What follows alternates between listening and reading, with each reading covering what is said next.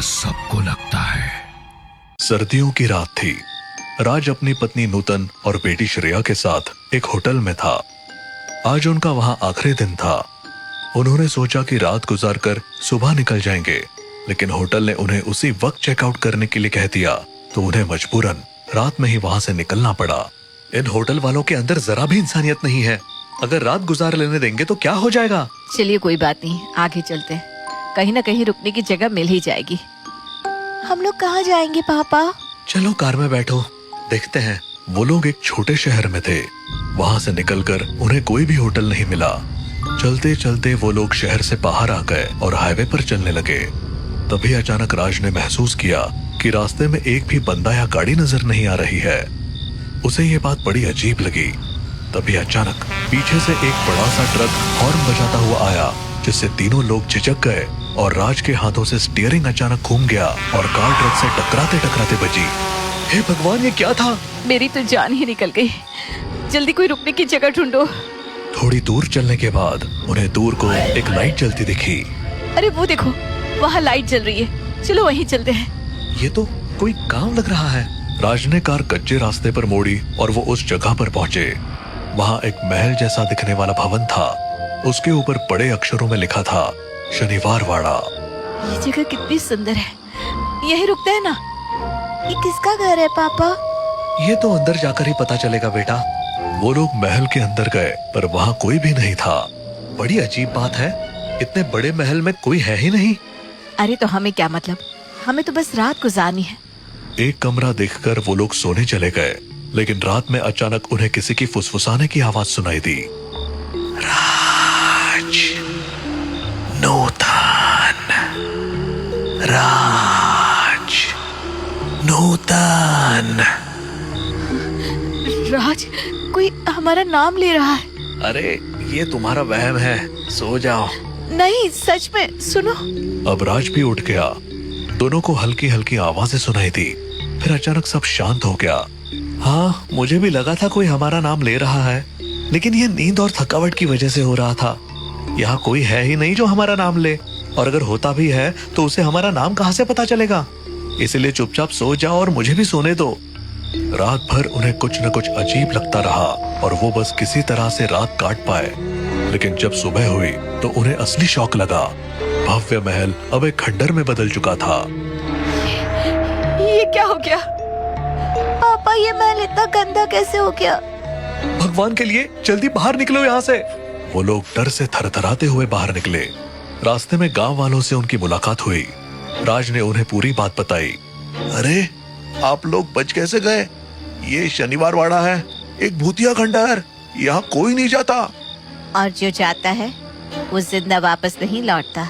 ये सुनकर राज, नूतन और श्रेया का खून जम गया।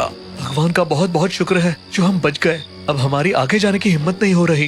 क्या हम इस गांव में रुक सकते हैं एक दिन के लिए? हाँ हाँ, क्यों नहीं, आप हमारे घर रुक सकते हैं। क्यों गंगा? हाँ हाँ बिल्कुल, आप लोग हमारे गांव के मेहमान हैं। आइए चलिए, अपनी कार हमारे घर की तरफ ले आइए। बहुत बहुत शुक्रिया आपका। मोहन और गंगा राज, नूतन और श्रेया को अपने घर ले आए। आप जितना चाहे यहाँ रुक सकते हैं, जब थोड़ा ठीक लगे तब चले जाना। तुम्हारा बहुत बहुत शुक्रिया बहन। हमें कल रात से इतना डर लग रहा है ना कि हम बता नहीं सकते। आप लोग फरिश्ता बनकर हमारी जिंदगी में आए हैं। अरे ऐसा न कहिए, ये तो हमारा फर्ज है। वो लोग आराम से बैठ गए। दिन भर तो सब कुछ नॉर्मल रहा। राज, नूतन और श्रेया ने मोहन और गंगा के साथ खाना खाया और गांव की बातें सुनी। लेकिन जैसे ही रात हुई, माहौल में एक बार फिर बेचैनी फैलने लगी। राज, मुझे अब भी अजीब सा लग रहा है। यहाँ भी कुछ सही नहीं लग रहा। घबराओ मत, हम सुबह यहाँ से निकल जाएंगे। आज तो बस वो सब देखकर मेरा दिल घबरा गया, वरना आज ही निकल जाते। रात का सन्नाटा गहराता जा रहा था। सभी सो चुके थे, लेकिन तभी अचानक बाहर जोर से शोर मचने लगा। राज, ये शोर कैसा है? लगता है कुछ हुआ है, चलो बाहर चलते हैं। मोहन, गंगा, राज और नूतन जल्दी से बाहर निकले। बाहर गांव के अन्य लोग भी इकट्ठा हो चुके थे। सबकी निगाहें शनिवार वाड़ा की तरफ थी। पता चला कि वहाँ एक लड़के की लाश मिली है। ये क्या हो गया? इतने सालों बाद फिर से मौत। वो लड़का आखिर वहाँ गया ही क्यों? गांव में अफरा तफरी मच गई। लोग डर के मारे एक दूसरे से चिपके हुए थे। क्या होगा?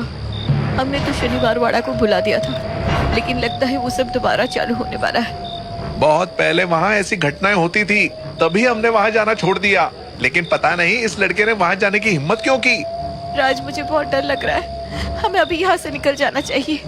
इस वक्त कहीं जाना सुरक्षित नहीं है, सुबह निकलेंगे। हाँ, अभी फटाफट घर चलिए, श्रेया अकेली है। हाँ, आप सब घर जाइए, बाहर घूमने में खतरा है। जो भी हो रहा है वो अच्छा संकेत नहीं है। सभी लोग धीरे धीरे अपने घर जाने लगे, लेकिन तभी गगन नाम का एक आदमी रोता हुआ आया।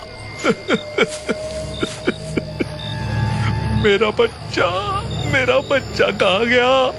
वो अभी तक मेरे साथ था। गगन की बात सुनते ही सब चौकन्ने हो गए। लोग उसके बच्चे को ढूंढने के लिए इधर उधर भागने लगे। थोड़ी देर बाद बच्चे की लाश एक पेड़ से लटकी हुई मिली। ये किसने किया? मेरा बच्चा, मेरे बच्चे को क्यों मारा? हे भगवान, मेरा बच्चा। गगन जमीन पर बैठकर फूट फूट कर रोने लगा और सरपंच ने लोगों को एक जगह इकट्ठा होने को कहा। ये मामला बहुत बड़ा हो गया है, कुछ बहुत गलत हो रहा है। हमें समझना होगा कि ये सब क्यों हो रहा है। तभी गगन ने राज और नूतन की ओर इशारा किया। ये सब इन्हीं की वजह से हो रहा है। ये लोग शनिवार वाड़ा गए थे और उन्होंने वहाँ के भूतों को जगा दिया। अब वो फिर से सबको मारने आ गए हैं। गगन की बात सुनकर पूरा गांव राज और नूतन पर शक करने लगा। लोग फुसफुसाने लगे और फिर धीरे धीरे उनकी आवाजें तेज होने लगी। हाँ, गगन सही कह रहा है। यही लोग शनिवार वाड़ा गए थे। इन्हीं की वजह से भूत जाग गया है। इन्हें गांव से बाहर निकाल दो। इन्हें अभी यहाँ से भगाओ, वरना और लोग मरेंगे। राज और नूतन घबरा गए। नूतन की आंखों में आंसू भर आए और वो हाथ जोड़कर गिड़गिड़ाने लगी। हमें माफ कर दो, हमें मत भगाओ। हम खुद ही डर के मारे मर रहे हैं। हम पर शक मत करो, हम सच में नहीं जानते कि ये सब कैसे हो रहा है। गांव वाले उनकी बात सुनने को तैयार नहीं थे। शोर और बढ़ने लगा। तभी गंगा ने बीच में आकर सभी को रोक लिया। रुक जाओ, क्या तुम सब पागल हो गए हो? ये लोग खुद डरे हुए हैं और तुम लोग इन्हें दोष दे रहे हो। लेकिन गंगा, ये लोग शनिवार वाड़ा गए थे। अगर गए भी तो क्या ये जानबूझकर किसी को जगाने गए थे? शांति से सोचो कि अब क्या करना है। हमें किसी तांत्रिक को बुलाना चाहिए या कुछ और करना चाहिए।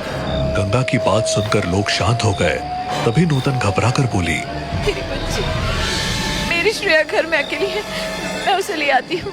नहीं, तुम हमारी आंखों के सामने से नहीं हटोगी। तुम यहीं रुको, मैं उसे लेकर आती हूँ। गंगा जल्दी से श्रेया को लाने घर चली गई। बाकी सभी लोग डर के मारे एक जगह बैठ गए। लेकिन थोड़ी ही देर में गंगा और श्रेया के चिल्लाने की आवाजें सुनाई दी। सब लोग आवाज की दिशा में भागे। वहां पहुंचकर उन्होंने देखा कि गंगा जमीन पर मरी पड़ी थी और श्रेया उसके पास लेटी रो रही थी। सबके चेहरे पर हैरानी और डर था। श्रेया, कौन था यहाँ? किसने ये सब किया? एक लंबा सा भूत था, उसने अचानक गंगा आंटी को पकड़ लिया। सभी इस घटना से हैरान थे, लेकिन तभी सरपंच की नजर गंगा के गले पर गई। उन्होंने देखा कि वहाँ छोटे छोटे हाथों के निशान थे। फिर उन्होंने श्रेया के हाथों पर खून देखा। ये निशान, ये तो श्रेया के हाथों के ही हैं। इसका मतलब है इसने ही गंगा को मारा है। आप क्या बकवास कर रहे हैं? मेरी बेटी ऐसा नहीं कर सकती। श्रेया बस एक बच्ची है। लेकिन सरपंच ने श्रेया को राज की गोद से खींच लिया। श्रेया जमीन पर गिर गई और अचानक एक डरावनी आवाज में हंसने लगी। मैंने इस बच्ची को काबू में कर लिया है, अब ये मेरी है। सभी डर के मारे पीछे हट गए। राज और नूतन रोते हुए श्रेया की ओर बढ़े। श्रेया, श्रेया!